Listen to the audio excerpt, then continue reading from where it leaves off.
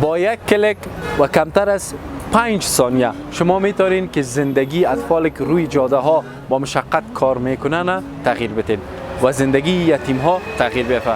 تعجب نکنین. میفهمین چه قسم؟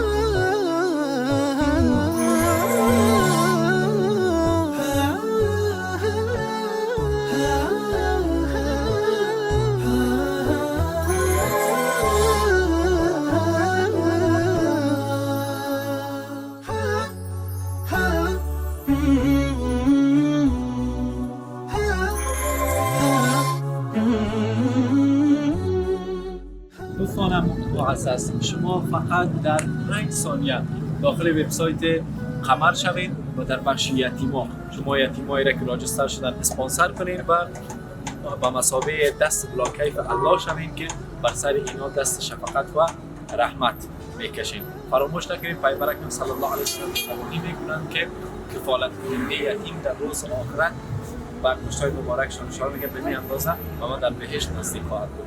همین لحظه فرصت از دست ندید و وبسایت قمر برید و شما یکی از این یتیما را راجستر کنید و زندگیشان را تغییر بدید. السلام علیکم.